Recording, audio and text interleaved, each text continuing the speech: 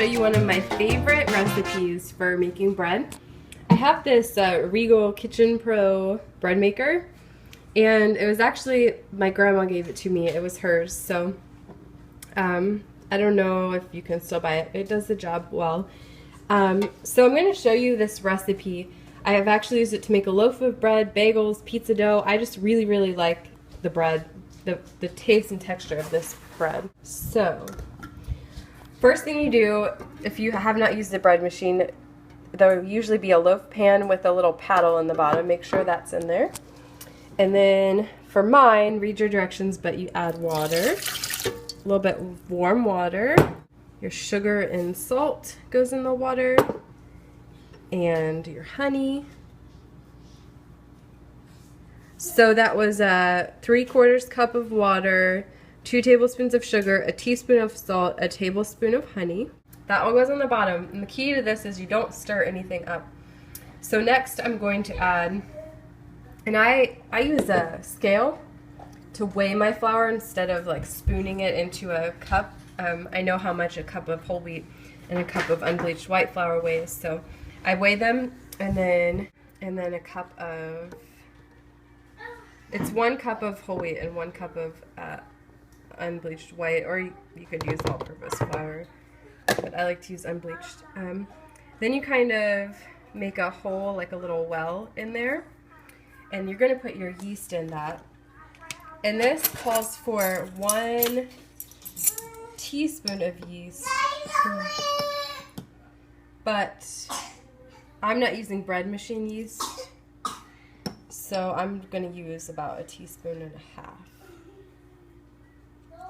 And then that is all there is to it.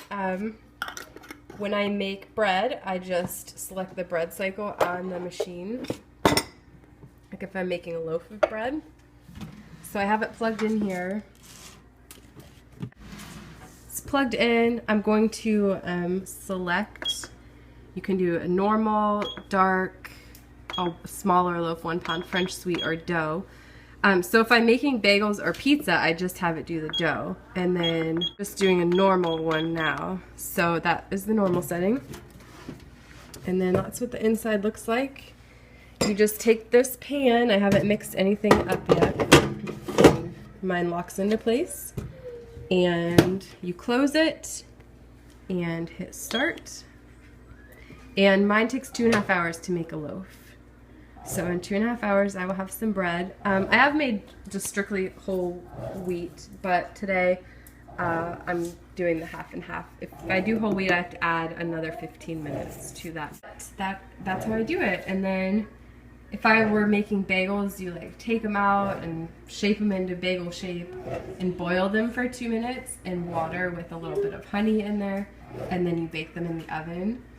So they're not difficult to make, they just take a little bit of time, but any homemade bread does.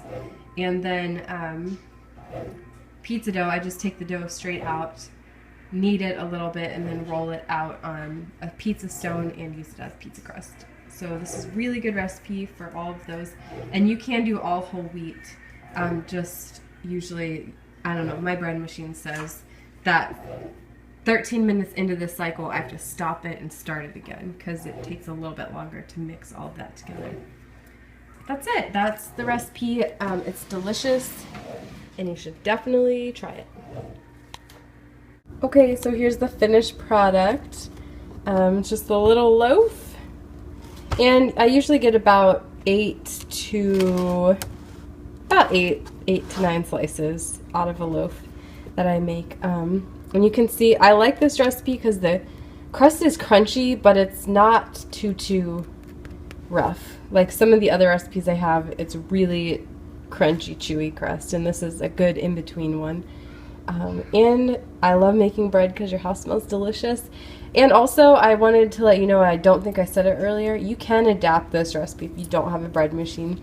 You just like use a mixer and then knead it and let it rise and knead it some more and then bake it.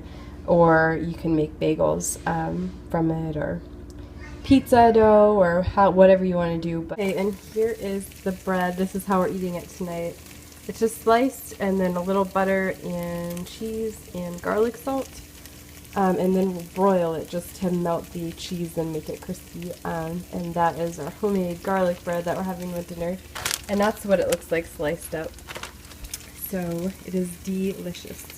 And we also call this in our house, we call it Italian grilled cheese. Sometimes we'll just make that instead of regular grilled cheese if the kids want grilled cheese. But it's so yummy. You should definitely try it. And there's what it looks like all done.